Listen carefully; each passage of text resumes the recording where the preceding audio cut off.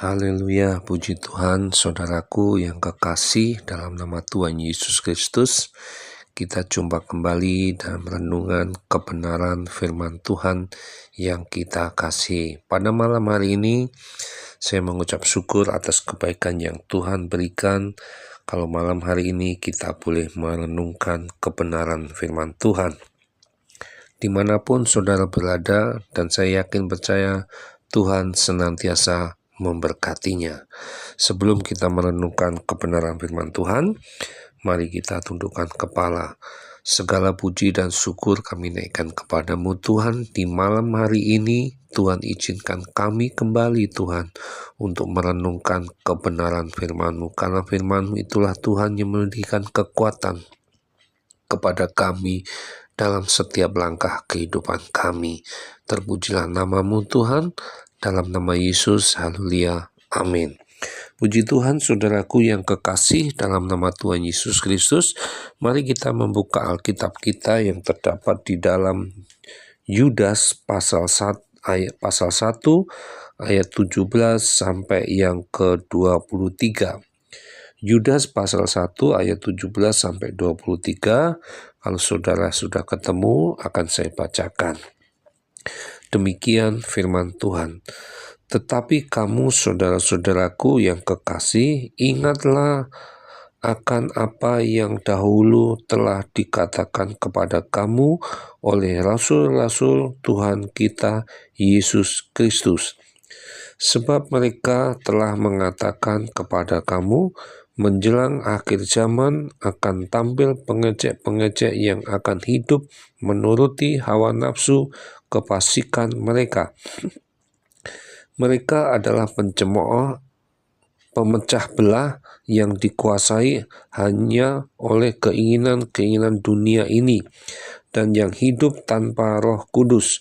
Akan tetapi kamu saudara-saudaraku yang kekasih, bangunlah dirimu sendiri di atas dasar imanmu yang paling suci dan berdoalah dalam Roh Kudus. Peliharalah dirimu demikian dalam kasih Allah sambil menantikan rahmat Tuhan kita Yesus Kristus untuk hidup yang kekal. Tunjukkanlah belas kasihan kepada mereka yang ragu-ragu. Selamatkanlah mereka dengan jalan merampas mereka dari api. Tetapi tunjukkanlah belas kasihan yang disertai ketakutan kepada orang-orang lain juga. Dan bencilah pakaian mereka yang dicemarkan oleh keinginan-keinginan dosa. Saudaraku yang kasih dalam Tuhan, kalau kita memperhatikan di Yudas pasal 1 ayat 20 ini, akan saya kasih judul yaitu berdoalah senantiasa. Dalam ayat ini, kalau kita perhatikan satu persatu, ada kata-kata yang perlu kita perhatikan, yaitu di ayat yang ke-20. Akan tetapi kamu saudara-saudaraku yang kekasih, bangunlah dirimu sendiri di atas dasar imanmu yang paling suci dan berdoalah dalam Roh Kudus. Nah, saudaraku yang kasih dalam Tuhan Yesus, di dalam Yudas pasal 1 ayat 20 ini, yaitu berisikan tentang nasihat penting bagi orang percaya untuk membangun diri di atas iman yang paling suci dan berdoa dalam Roh Kudus. Ayat ini menekankan pentingnya pertumbuhan rohani pribadi melalui iman dan doa yang dipimpin oleh Roh Kudus. Nah, saudaraku yang kasih dalam Tuhan, kalau kita memperhatikan, oleh karena itu ada kata berdoa, menekankan pada hubungan kita terhadap Tuhan.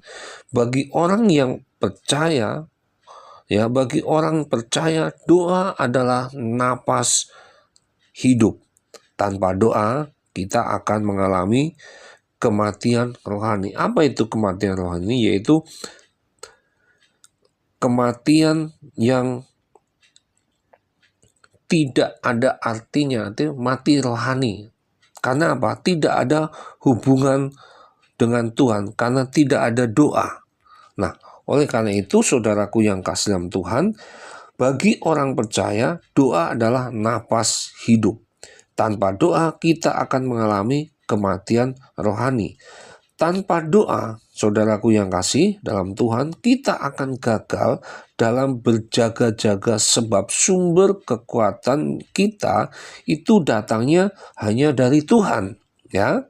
Hanya dari Tuhan, bukan dari kekuatan kita sendiri atau dengan kekuatan-kekuatan yang lain. Seringkali kita tekun berdoa, ya, hanya sifatnya meminta sesuatu kepada Tuhan dengan menyodorkan segudang kebutuhan ataupun dikatakan saat dalam masalah. Nah, ini ketika ya segala sesuatu itu berjalan dengan baik, saudara, dan lancar, kita malas dan ogah-ogahan berdoa. Hati-hati, saudaraku yang kasih dalam Tuhan. Ya, hati-hati. Ada banyak orang Kristen mengalami kejatuhan bukan dari banyaknya masalah ya yang dialami, tetapi saudara, justru pada saat mereka sedang diberkati. Nah, itu jelas sekali, saudara, kalau kita ingat, ya, kita tidak tahu apa yang akan terjadi di depan atau di kemudian hari. Tetapi di dalam 1 Petrus 5 ayat 8 sana jelas sekali. Dikatakan lawanmu si iblis berjalan keliling sama seperti singa yang mengaum-ngaum dan mencari orang yang dapat ditelannya.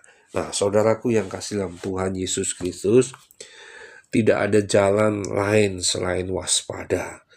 Karena itu kita perlu berjaga-jaga dan berdoa.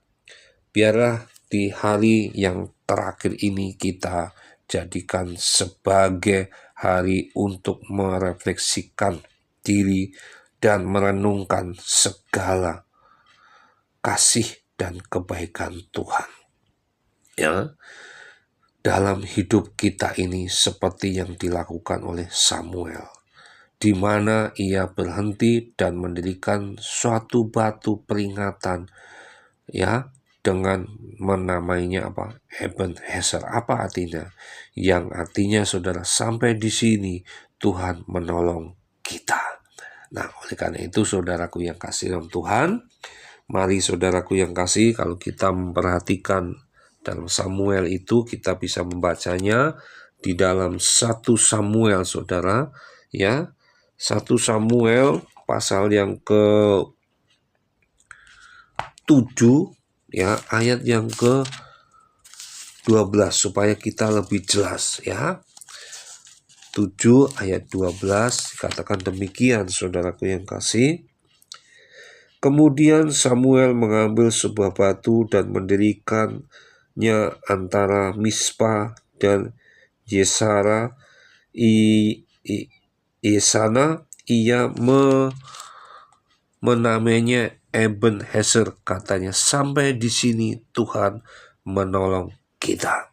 Nah, oleh karena itu, saudaraku yang kasih dalam Tuhan, hanya karena pertolongan Tuhan semata kita dapat melewati hari-hari kita di sepanjang tahun ini. Bukan karena kekuatan kita, bukan karena kepintaran kita, tetapi karena pertolongan Tuhan. Tuhan tidak pernah membiarkan, ya, dan meninggalkan kita. Tuhan selalu ada di setiap musim hidup kita. Ya, karena di dalam Mazmur, kalau kita buka di dalam Mazmur, saudaraku yang kasih dalam Tuhan, Mazmur 46, ya, kita membuka di dalam 46, katakan di ayat yang kedua, Allah itu bagi kita tempat perlindungan dan kekuatan, sebagai penolong dalam kesesakan sangat terbukti. Haleluya, inilah Allah kita, Allah yang tempat perlindungan bagi kita. Untuk menghadapi dunia yang bergelora ini, tidak ada jalan lain, saudaraku yang kasih. Kita harus makin melekat kepada Tuhan melalui saudara? Doa. Tanpa doa kita tidak akan mampu. Oleh karena itu, saudaraku yang kasih dalam nama Tuhan Yesus Kristus, mari hari-hari ini kita perlu banyak berdoa. Kita harus selalu dekat kepada Tuhan, dan kita merenungkan firman-Nya itu siang dan malam. Mari kita tundukkan kepala. Segala puji dan syukur kami naikkan kepadamu Tuhan.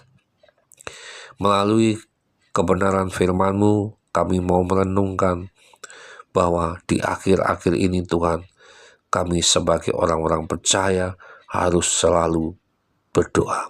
Karena doa itu adalah napas hidup kami. Tanpa berdoa Tuhan, kami akan mengalami kematian rohani.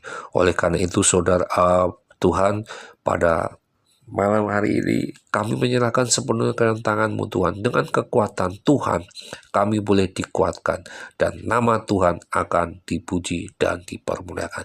Terpujilah nama-Mu Tuhan, dalam nama Yesus. Haleluya.